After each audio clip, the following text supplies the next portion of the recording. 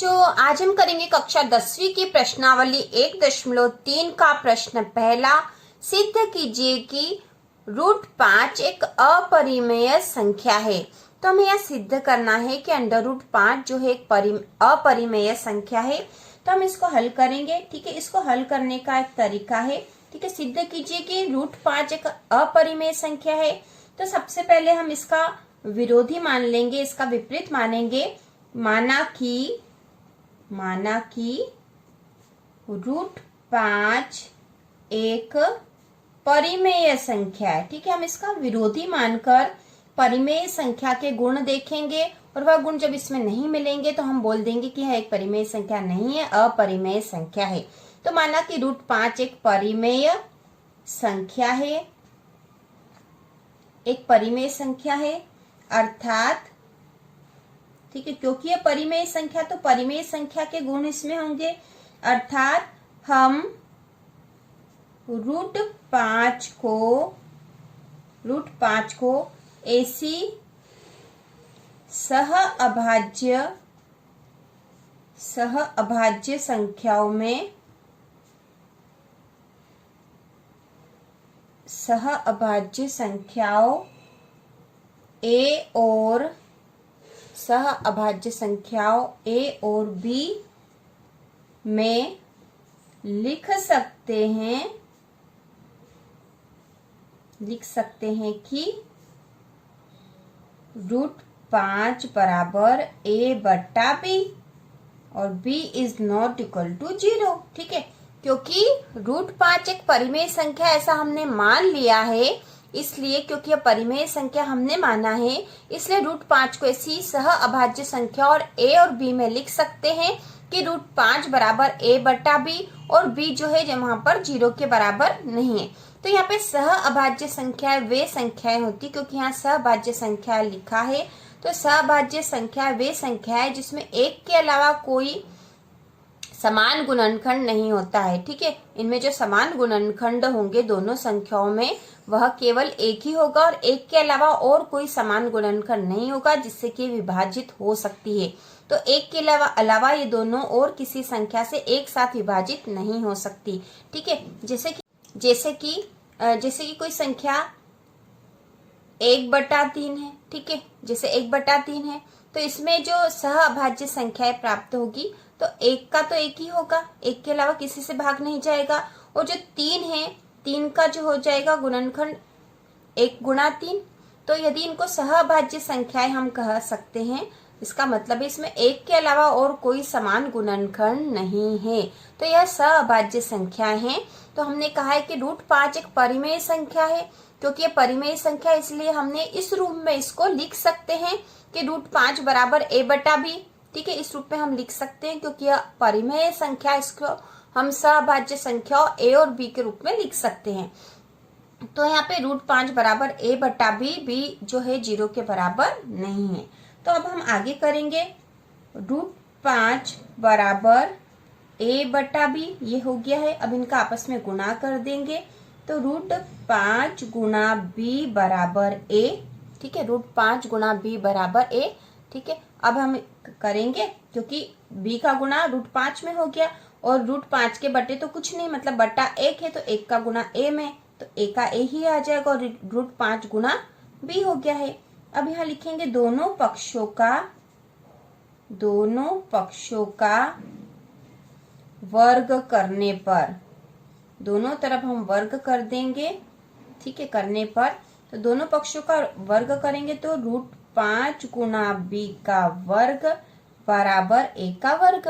ठीक है, अब जब √5 गुणा B का वर्ग है, क्योंकि पूरे का वर्ग है तो √5 का भी वर्ग है और B का भी वर्ग है, तो √5 का जब वर्ग करेंगे तो √5 का वर्ग हो जाएगा 5, क्योंकि रूट वाली संख्या किसी का भी वर्ग करते हैं, रूट वाली संख्या जैसे √5 है और √5 का √5 में गुणा करेंगे तो हमें वही संख्या प्राप्त हो जाती है। चाहे यहाँ पे √3 हो, √3 का √3 में करेंगे तो 3 मिलेगा। ठीक है, तो रूट वाली संख्याओं का जब दो संख्याओं का आपस में गुणा करते तो हमें वही संख्या प्राप्त हो जाती है। तो यहाँ पे √5 का वर्ग हमने कर दिया तो 5 हो गया और ये B का वर्ग है तो हमने लिख दिया B का वर्ग बराबर 1 का वर्ग। ठीक है, 5b का वर्ग बराबर a का वर्ग हो गया है। अब हम यहाँ लिखेंगे, क्योंकि यदि b का वर्ग हम निकालेंगे तो ये 5 इसके बट्टे में जाएगा, a वर्ग के बट्टे में चला जाएगा यहाँ पे, क्योंकि गुणा में है, और केवल b वर्ग का मान निकालेंगे तो इसके बट्टे में चला जाएगा। इसका मतलब ये हुआ अर्थात 5 a वर्ग को विभाजित करता है, ठीक है, क्योंकि इसके बट्टे में आ जाएगा, इसलिए 5 a वर्ग को विभाजित करता है। इसलिए 5 a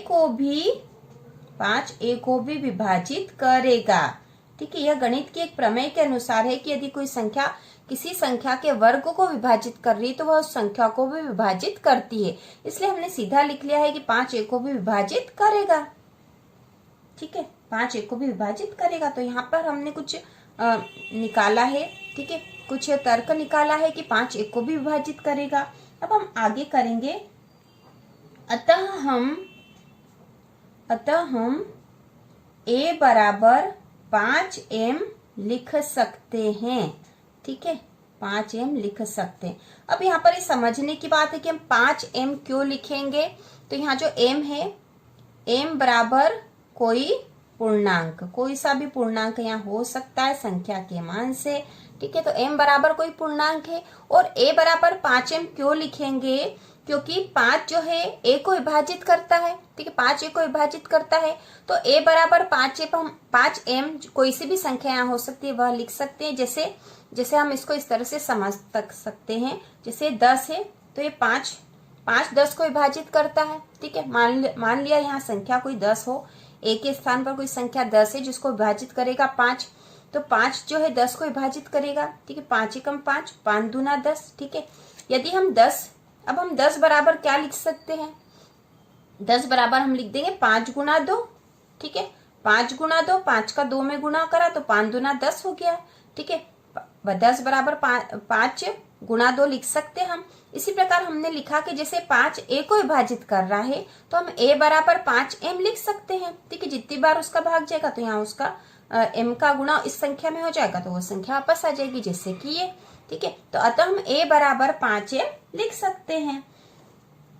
अब हम यहाँ पर a का मान, ठीक है। अब हमने यहाँ पे जो ऊपर निकाला था कि 5b का स्क्वायर बराबर a का स्क्वायर, इसको हम समीकरण 1 नाम दे देते हैं, ठीक है, समीकरण 1 नाम दे दिया ताकि हमको समझना आसान हो। अब a का मान समीकरण 1 में रखने पर, ठीक है, a का मान हम समीकरण 1 में रख देंगे, ठीक है, a का मान समीकरण 1 में रखने पर, तो समीकरण 1 थी 5b का स्क्वायर बराबर a का स्क्वायर, तो a की जगह तो हम लिख देंगे 5m, ठीक है, a के स्थान पर हमें 5m लिखना है, तो हम लिखेंगे 5b का स्क्वायर बराबर a का स्क्वायर की जगह 5m का स्क्वायर हो जाएगा, ठीक है। अब इसको सॉल्व कर लेंगे, 5b का स्क्वायर बराबर 5m का स्क्वायर मतलब 5 का भी स्क्वायर और m का भी स्क्वायर, तो 5 का जब स्क्वायर होगा तो 5 का स्क्वायर मतलब 5 गुना 5 मतलब 5 का 5 में गुना 25, ठीक है, 5 का 5 में गुना 25 m का स्क्वायर, ठीक है। यहाँ पे 5 गुना 5 बराबर 25 करा हमने, ठीक है। तो ये 5b का स्क्वायर बराबर 25m का स्क्वायर हो गया। अब हम b का स्क्वायर बराबर करेंगे तो 25m का स्क्वायर बट्टे 5 यहाँ इसके बट्टे में चला जाएगा, तो 5 एकम 5 और 5m 25, ठीक है, 5 का 5 बार पहाड़ा बोलेंगे तो 25 आ जाएगा। तो b स्क्वायर क्या हो गया, b स्क्वायर बराबर 5m का स्क्वायर हो गया है, b स्क्वायर बराबर 5m का स्क्वायर हो गया है। तो अब हम लिख सकते हैं, क्योंकि यहाँ पे गुणा में है, इसके इधर आएगा तो ये बट्टे में आ जाएगा, तो हम यहाँ लिख देंगे 5 अर्थात, ठीक है, अर्थात लिख देंगे, अर्थात 5b स्क्वायर को विभाजित 5b स्क्वायर को विभाजित करता है, ठीक है, 5b स्क्वायर को विभाजित करता है, इसलिए 5b को भी विभाजित करेगा, 5b को भी विभाजित करेगा, ठीक है। 5 जो है बी स्क्वायर को विभाजित करेगा तो 5b को भी विभाजित करेगा। गणित के एक प्रमेय के अनुसार ऐसा है, हम सीधा ही लिख देंगे। तो यहाँ पे हमें दो चीजें प्राप्त हो गई। हमने ऊपर भी लिखा था, अर्थात 5a को विभाजित करेगा। ठीक है, 5a को विभाजित करेगा ये हमने लिखा है, और वापस हमने यहाँ लिख दिया कि 5b को भी विभाजित करेगा। तो यहाँ दो चीजें हमें प्राप्त हो गई कि 5 तो a को भी विभाजित कर रहा है, 5b को भी विभाजित करेगा। अतः दोनों को विभाजित कर रहा है। अतः ए व बी में 5 एक उभयनिष्ठ गुणनखंड है। ठीक है, 5 एक उभयनिष्ठ गुणनखंड दोनों में है, ए और बी दोनों में है। परंतु ठीक है, यहाँ तो हमने लिख दिया कि 5 जो है दोनों में एक उभयनिष्ठ गुणनखंड है। परंतु आगे हम लिखेंगे, परंतु इससे इस तथ्य का विरोध होता है, इस तथ्य का विरोध होता है कि ए व बी सह अभाज्य है। ठीक है, सहभाज्य अर्थात इसमें एक के अतिरिक्त कोई उभयनिष्ठ गुणनखंड नहीं है। ठीक है, क्योंकि ये तो हमने शुरू में ही बताया था कि हमने ए व बी दो ऐसी संख्या ली है, ठीक है, जो कि सहभाज्य है। सहभाज्य संख्या वे होती जिनमें एक के अतिरिक्त तो कोई समान गुणनखंड नहीं होता। उभयनिष्ठ मतलब जो दोनों संख्याओं में समान हो, वह नहीं होता है। तो ये इस बात का तो यहाँ विरोध हो गया है। अर्थात हमारी, क्योंकि यहाँ पर उस नियम का पालन नहीं हो रहा है, अर्थात हमारी कल्पना त्रुटिपूर्ण है, कि √5 एक, क्या कल्पना करी थी हमने, माना था कि √5 एक परिमेय संख्या है। यह त्रुटिपूर्ण हो गई है, गलत हो गई है। ठीक है, परिमेय संख्या है या त्रुटिपूर्ण हो गई है, परिमेय संख्या है। √5 एक परिमेय संख्या है, यह गलत हो गया है। अतः सिद्ध होता है कि, क्योंकि हमें यही सिद्ध करना था, हमने विरोधी बात मानकर उसे गलत बता दिया है। अतः सिद्ध होता है कि √5 एक अपरिमेय संख्या है। ठीक है, यह सिद्ध इस प्रकार से हमने करा है। ठीक है, अपरिमेय संख्या है। तो इस प्रकार सबसे पहले हमने इसका विरोधी माना, क्योंकि हमें सिद्ध तो ये करना था कि अपरिमेय संख्या, लेकिन हमने उसकी विरोधी बात मानी थी कि यह माना कि √5 एक परिमेय संख्या है। जब हमने परिमेय संख्या मान ली, हमने √5 को एक परिमेय संख्या मान लिया, तो हमने उसे ऐसी दो संख्याओं के रूप में अभिव्यक्त करा, a/b के, क्योंकि कोई सी भी परिमेय संख्या होती है उसे a/b या p/q के रूप में हमें उसे व्यक्त कर सकते। तो हमने मान लिया कि हमने √5 को सहअभाज्य संख्या a व b के रूप में लिख सकते हैं। तो √5 बराबर a/b, ये सहअभाज्य संख्या है। मतलब सहअभाज्य संख्याओं का मतलब ये है कि इसमें एक के अतिरिक्त तो और कोई समान गुणनखंड दोनों में नहीं होंगे। ठीक है, तो √5 बराबर को हमने a/b कह दिया, तो √5 गुणा b बराबर है, इनका आपस में गुणा कर दिया, दोनों पक्षों का वर्ग कर दिया, तो √5 गुणा b का वर्ग बराबर a का वर्ग कर दिया, तो 5b का वर्ग बराबर a का वर्ग हो गया। ये आपस में गुणा हो गए, √5 का √5 में, b का b में, तो 5b का वर्ग बराबर a का वर्ग। तो गणित में ऐसा नियम होता है।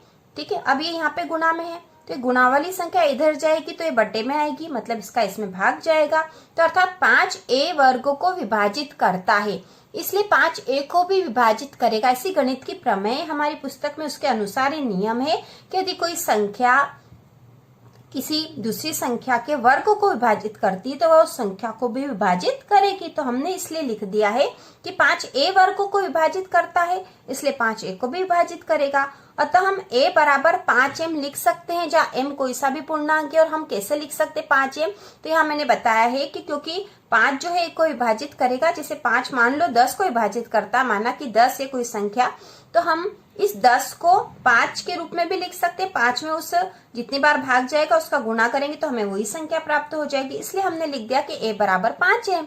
ठीक है, लिख सकते हैं ऐसा। अतः a का मान समीकरण 1 में रखने पर तो a बराबर 5m हो गया। अब हमने इस समीकरण में इसका मान रख दिया है, तो 5b वर्ग बराबर 5m वर्ग हो गया, क्योंकि a का वर्ग है और a 5m है तो 5m का वर्ग हो गया। तो 5b वर्ग बराबर 5m का वर्ग, मतलब 5 का भी वर्ग m का भी वर्ग है, क्योंकि पूरे में कोष्टक है। तो 5 का वर्ग हो गया 25 और m का वर्ग, अब 25 m का वर्ग और यहाँ 5 b का वर्ग था, तो ये 5 को हम यहाँ बटे में लिया है, भाग लगा दिया है, तो ये 5 का 5 बार भाग चला गया, तो b का वर्ग बराबर 5m का वर्ग हो गया है। तो यहाँ पे वैसी ही स्थिति आ गई कि यदि हम 5 को इसके बटे में लाएंगे तो इससे भाग चला जाएगा, b वर्ग में 5 का भाग जाएगा, अर्थात 5b वर्गों को विभाजित करता है, इसलिए 5b को भी विभाजित करेगा प्रमेय के अनुसार। अतः a व b में 5 एक उभयनिष्ठ गुणनखंड है। क्यों? क्योंकि हमने यहाँ ऊपर निकाला था कि 5 को विभाजित करेगा और हमने यहाँ नीचे मान निकाल लिया कि 5 जो है b को भी विभाजित करेगा। इसका मतलब ये हुआ कि 5 जो है a व b दोनों को ही विभाजित कर रहा है, मतलब ये इनमें समान गुणनखंड आ गया है। जबकि हमने ऊपर तो कहा था कि a व b सहअभाज्य संख्या है, मतलब इनमें एक के अतिरिक्त तो कोई समान जो उभयनिष्ठ गुणनखंड नहीं हो सकता, लेकिन हो रहा है। इसका मतलब ये हुआ कि हमने जो माना था कि √5 एक परिमेय संख्या है, वह हमारी कल्पना त्रुटिपूर्ण थी। अतः सिद्ध होता है कि √5 एक अपरिमेय संख्या है, क्योंकि परिमेय संख्या को हम सहभाज्य संख्याओं के रूप में लिख सकते हैं, लेकिन हमने जब इसको लिखा है √5 को तो वह गलत हो गया है, हमारी कल्पना त्रुटिपूर्ण सिद्ध हो गई। इसलिए √5 जो एक अपरिमेय संख्या है और ये हमने इस प्रकार सिद्ध कर दिया है।